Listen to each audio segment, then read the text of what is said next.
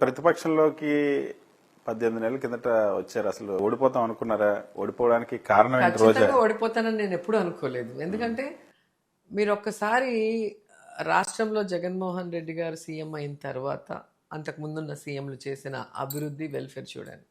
అలాగే నగిరిలో గతంలో ఎమ్మెల్యేగా పనిచేసిన వాళ్ళు, మంత్రులుగా పనిచేసిన వాళ్ళు చేసిన అభివృద్ధి సర్వీసు, నేనున్న ఈ 5 ఏళ్లలో యాజ్ ఎమ్మెల్యేగా 2 years మంత్రిగా నేను చేసిన అభివృద్ధి మీరు బేరీజ్ వేయండి, ఆన్ పేపర్ తీసుకోండి. ప్రతి మనిషికి కూడా న్యాయం చేసే విధంగా జగన్ గారి పరిపాలనలో ఆయన ఆశీస్సులతో మేమందరం కూడా ముందుకు నడిచాం. కానీ ఎందుకు ఓడిపోయాము అంటే దానికి కర్ణుడి చావుకి 1,00,000 కారణాలు అంటారు కదా, అలా చాలా ఉన్నాయి చెప్పాలి అంటే. ఈవీఎంల విషయంలో తీసుకుంటే పోలైన ఓట్లకి కౌంటింగ్ ఓట్లకి ఎంత తేడా ఉందో మీరు చూడొచ్చు. అలాగే మార్నింగ్ 9 to 6 కన్నా ఆఫ్టర్ 6 12.5% ఓటింగ్ పెరిగింది అంటే దేశంలో ఎక్కడ జరగని పని. ఎందుకంటే ఆ ఓటింగ్ అయిపోయాక మిగిలిన ఓట్లు మాత్రమే 6 గంటల పైన వచ్చేటివి. ఆ తర్వాత బ్యాటరీ ఎలక్షన్ జరిగిన దానికన్నా కౌంటింగ్కి పెరిగిపోతుంది, బ్యాటరీ తగ్గుతుంది కానీ పెరగటం అనేది ఎక్కడ ఉండదు. అలాగే మీరు చూస్తే అసలు ముక్కు మొహం తెలియని వాళ్ళు, ప్రజలతో సంబంధం లేని వాళ్ళందరూ కూడా 50,000, 60,000, 70,000, 90,000 వచ్చిందంటేనే మీకు దీంట్లో క్లియర్ కట్గా అర్థమవుతుంది దీంట్లో ఏం గోల్మాల్ జరిగింది అని. ఒక 40% ఓటింగ్ ఉన్న పార్టీకి 11 సీట్లు ఏంటి? 21 సీటు ఉంటే 21 సీటు 100% స్ట్రైక్ రేట్ అంటూ పవన్ కళ్యాణ్ మాట్లాడే పరిస్థితికి దానికి ఎలా వచ్చింది? సో ఇవన్నీ కూడా ప్రజలు అర్థం చేసుకోగలరు. మీరు గెలిచినప్పుడు ఈవీఎంలతోనే గెలిచారు, ఓడిపోయినప్పుడు మాత్రం ఈవీఎంలు గోల్మాల్ అంటున్నారని విమర్శ ఉంది కదా. ఇప్పుడు మేము గెలిచిన రోజు 151 ఏదైతే గెలిచామో ఆ రోజు మేము కేంద్రంతో పొత్తు పెట్టుకుని ఎలక్షన్కి పోలేదు ఫస్ట్. రెండోది ఎలక్షన్ రోజు పోలైన ఓట్లకి కౌంటింగ్ ఓట్లకి సేమే ఉంది, ఎక్కడ వేరియేషన్ లేదు. అండ్ బ్యాటరీ ఎలక్షన్ అప్పుడు ఉన్న దానికన్నా కౌంటింగ్ రోజుకి పెరగలేదు, ఓట్లు పెరగలేదు, బ్యాటరీ పెరగలేదు. అండ్ ఎప్పుడూ కూడా దేశంలో ఒక ఎలక్షన్ జరిగి కౌంటింగ్ తర్వాత 6 months ఆ ఈవీఎంలని డెస్ట్రాయ్ చేయకుండా పెట్టాలి. ఎందుకంటే ఎక్కడైనా గొడవై కోర్టులో కేసు వేసినప్పుడు వాటిని మళ్ళీ ఓపెన్ చేసి వీవీప్యాట్స్ని లెక్క పెట్టాల్సిన అవసరం ఉంది. మరి ఆంధ్రప్రదేశ్ గవర్నమెంట్ 10 రోజుల్లోనే డెస్ట్రాయ్ చేయమని జీవో ఇచ్చి ఎందుకు అన్ని ఈవీఎంలని డెస్ట్రాయ్ చేశారు? మీరు తప్పు చేయకపోతే మీరు ఎందుకు భయపడుతున్నారు? ఎలక్షన్లో ఓడిపోగానే రోజా బాగా డిసప్పాయింట్ అయ్యారు, ఆంధ్రప్రదేశ్ నుండి వెళ్ళిపోయారు, ఇంకా మళ్ళీ ఈ రాష్ట్ర రాజకీయాల్లో ఉండరని బాగా సర్క్యులేట్ చేస్తున్నారు ఇప్పటికి కూడా. నేను నిజంగా ఓడిపోతే పారిపోవాలి అన్న మెంటాలిటీ ఉన్న అమ్మాయినైతే నగిరిలో నేను ఎందుకు ఇల్లు కట్టుకుంటా? నాకు తెలియని ఊర్లో నువ్వు అక్కడ నించో, నువ్వు అక్కడ సర్వీస్ చేయని జగన్ గారు నాకు ఒక కాన్స్టిట్యున్సీ ఇచ్చినప్పుడు అది నా ఇల్లుగా నేను భావించాను, నేను వాళ్ళకి పని చేయాలి లైఫ్ లాంగ్ అని చెప్పి రెస్పాన్సిబుల్గా ఫీల్ అయ్యాను కాబట్టి ఇల్లు కట్టుకున్నా. ఎంతమందికి కాన్స్టిట్యున్సీలో ఇల్లు ఉన్నాయి చెప్పండి, టీడీపీ వాళ్ళకి కానీ జనసేన వాళ్ళకి కానీ. సో వీళ్ళు చెప్పినట్టు భయపడి పారిపోయే బ్లడ్ కాదు మంది. రెండోది ఓడిపోతే పారిపోతానంటే నేను ఆల్రెడీ 2 సార్లు ఓడిపోయే గెలిచా, నేనే స్ట్రైట్ రాగానే గెలవలా. 2004లో ఓడిపోయా, 2009లో ఓడిపోయా. అండ్ జగన్మోహన్ రెడ్డి గారి ఇలాంటి లీడర్ దగ్గర పని చేయటం నేను చాలా గర్వంగా ఫీల్ అవుతున్నాను. చంద్రబాబు నాయుడు లాంటి వాళ్ళు, పవన్ కళ్యాణ్ లాంటి వాళ్ళు ఎలా లీడర్లు అయ్యారో నాకు ఇప్పటికీ అర్థం కాదు. ఒక వాగ్దానం చేస్తే ఆ వాగ్దానం నెరవేర్చారు. ఎలక్షన్ ముందు ఒకలాగా మాట్లాడతారు, ఎలక్షన్ తర్వాత ఒకలాగా మాట్లాడతారు. అండ్ వాళ్ళు జనాలకు పక్కన పెడితే కనీసం వాళ్ళ లీడర్లకి కార్యకర్తలకి కనీస రెస్పెక్ట్ కానీ కనీసం ఇచ్చిన మాట మీద నిలబడాలన్న చిత్తశుద్ధి ఉండదు. కానీ రాజశేఖర రెడ్డి గారి ఫ్యామిలీలో రాజశేఖర రెడ్డి గారితో నేను వర్క్ చేయలేకపోయాను, అదొక చాలా బాధ నాకు. ఆయనతో వర్క్ చేసి ఉంటే బాగుండు అనిపించింది. సో ఆయన కొడుకుతో నన్ను వర్క్ చేసినప్పుడు నిజంగా ఒక సీఎం ఎస్కేప్ అవడానికి అనేక కుంటి సాకులు చెప్పేవాళ్ళని మనం దేశంలో ఎంతోమంది ముఖ్యమంత్రులు చూసాం. కానీ అంత కష్టమైనా కూడా దాన్ని ఎలాగైనా మనం ఇచ్చిన మాటని చేసి ఇవ్వాలి, ఇది పేదవాళ్లకు ఉపయోగపడుతుంది అంటే ఆయన ఎంత ఎక్స్టెంట్ కన్నా వెళ్ళి దాని మీద ఐఏఎస్ ఆఫీసర్లను కూర్చోబెట్టి డిస్కస్ చేసి అది చెయ్యాలి అన్న తపన మనం కళ్ళారా చూసాం. ఎందుకంటే చంద్రబాబు నాయుడు గారి ప్రభుత్వంలో మనం చాలాసార్లు చూసాం, ఆయన 4 సార్లు ముఖ్యమంత్రి ఎలా అయ్యాడో తెలియదు, కానీ ఆయన ఇచ్చిన వాగ్దానాలు 90% చేయడు. చేసిన వాటిలో పబ్లిసిటీ కోసం 100% చేయకుండా 10% చేసి దాన్ని ఎలా పబ్లిసిటీకి వాడుకుంటారో మనం చూసాం.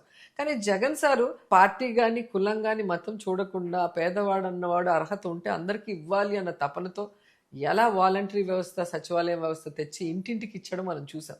అది ఆ రోజు తెలియకపోయి ఉండొచ్చు జనాలకి, ఈ రోజు అర్థమవుతుంది. ఎందుకంటే ఆ రోజు తెలుగుదేశం వాళ్ళు విషం నింపారు ప్రజల్లో. ఆయన జోబుల్లో నుంచి ఇచ్చాడా, ఆయన ఆస్తి తీసుకొచ్చి ఇచ్చాడా అని. మరి ఈ రోజు తెలుగుదేశం పార్టీ జనసేన జోబుల్లో నుంచి కాదు కదా, వాళ్ళ ఆస్తి కాదు కదా, మరి ఎందుకు ఇవ్వలేకపోతున్నారు? ఇది ఈ రోజు రియలైజ్ అవుతుంది. నిజమేనా ఇప్పుడు మీరు చెప్తున్నారా? మళ్ళీ జనంలోకి వెళ్ళడానికి ప్రజలు బాధపడుతున్నారు, మహిళలు బాధపడుతున్నారు, రైతులు బాధపడుతున్నారు, జగన్మోహన్ రెడ్డి గారు లేకపోవడం తట్టుకోలేకపోతున్నారని. ఈరోజు రావాల్సిన ఆరోగ్యశ్రీ లేకుండా పోయింది. స్కూల్స్లో ఈరోజు ఇంగ్లీష్ మీడియం లేదు, ట్యాబ్స్ లేదు, క్వాలిటీ బ్యాగ్స్ లేదు, బుక్స్ లేదు. అలాగే భోజనం అసలు ఎంత కేవలమైన తినలేని పరిస్థితులు ఈరోజు ఉన్నారు.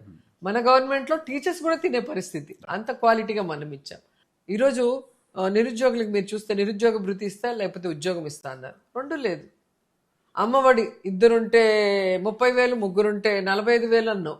ఒకరికే సక్రమంగా ఇలా 15,000 ఇవ్వాల్సింది 7,000, 8,000 ఇచ్చావు.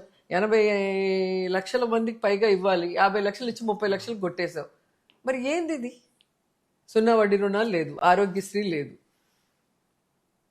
ఇట్లా చెప్పుకుంటూ పోతే అసలు రాష్ట్రాన్ని సర్వనాశనం చేస్తూ ప్రజల భవిష్యత్తును తాకట్టు పెట్టే విధంగా ఈరోజు వాళ్ళు ప్రవర్తిస్తున్న తీరు మీరు చూడండి.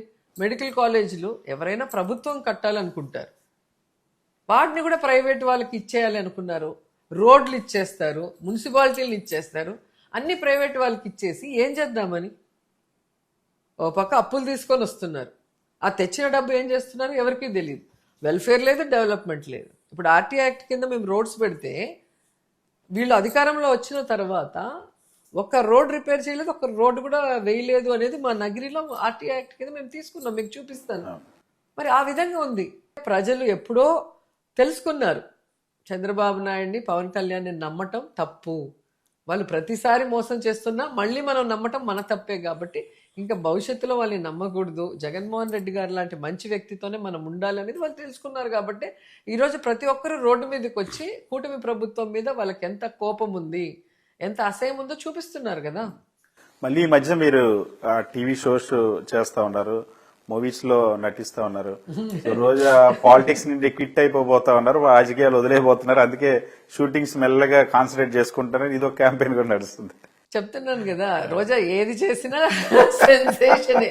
నన్ను పెట్టుకొని బతికే వాళ్ళు చాలా మంది ఉన్నారు. యూట్యూబ్ వాళ్ళు కానీ, ఎఫ్బీలు, ఇన్స్టాలు ఇట్లా పోస్ట్ చేసుకొని బతికే వాళ్ళు చాలా మంది ఉంటారు. నిజంగా నేను ఒకటే అడుగుతున్నా, నేను మినిస్టర్ అయిన తర్వాతే షూటింగ్స్ ఆపా. అంతవరకు నేను టీవీ షోస్ చాలా చేశాను. నేను చేసిన ఆల్మోస్ట్ షోస్ అన్ని సూపర్ హిట్టే. మంత్రి అన్నప్పుడు స్టేట్ వైడ్ వర్క్ చేయాల్సి వస్తుంది కాబట్టి యాక్ట్ చేయకూడదని నాకు నేను డెసిషన్ తీసుకున్నా. మరి ఈ రోజు నాకు ఫ్రీ టైం ఉన్నప్పుడు మళ్ళీ నేను ఆర్టిస్ట్ కాబట్టి టీవీలో కనిపిస్తే వెంటనే నేను సినిమాలకు వెళ్ళిపోతున్నాను, టీవీలకు వెళ్ళిపోతున్నానంటే మరి ఈరోజు పవన్ కళ్యాణ్ లాంటి వాడు ఒక పార్టీ ప్రెసిడెంట్కి అసలు టైం ఉంటుందా? ఎమ్మెల్యేకే టైం ఉండదు, మంత్రికి అస్సలు ఉండదు. పార్టీ ప్రెసిడెంట్ అంటే మరి నువ్వు ఏ రోజు ఒక పార్టీ ప్రెసిడెంట్ లాగా బిహేవ్ చేసావు, ఏ రోజు ఒక డిప్యూటీ సీఎం లాగా ప్రవర్తించావు? ఎప్పుడు చూసినా హైదరాబాద్లో షూటింగ్స్ చేసుకుంటూ ఎంజాయ్ చేసుకుంటూ ఉంటే ఆయన్ని ప్రశ్నించారు. హిందూపురంలో బాలకృష్ణ గారు ఎన్ని రోజులు కాన్స్టిట్యున్సీలో ఉంటారు, ఎంతమంది ప్రజలు అందుబాటులో ఉంటారు, ఏం చేస్తున్నారు? మరి ఆయన యాక్ట్ చేస్తే తప్పులేదు, పవన్ కళ్యాణ్ గారు యాక్ట్ చేస్తే తప్పులేదు, సెంట్రల్ మినిస్టర్గా చేసిన చిరంజీవి గారు యాక్ట్ చేస్తే తప్పులేదు, రోజా యాక్ట్ చేస్తే అది ఒక పెద్ద తప్పు. అదేంటో నాకు అర్థం కావట్లే ఇప్పటికి కూడా, ఆ లాజికే అర్థం కావట్లా. అంటే ఆడోళ్ళు అంటే వీళ్ళకి అంత చులకన, ఆడోళ్ళు చేయకూడదు, మగవాళ్ళు మాత్రమే యాక్ట్ చేయాలి, ఆడోళ్ళు కాళ్ళ కింద చెప్పు కింద రాయిలాగా ఉండాలనుకుంటున్నారా, లేకపోతే రోజా ఒక్కటే చేయకూడదని వీళ్ళు ఫీల్ అవుతున్నారా? నాకైతే అర్థం కావట్లేదు.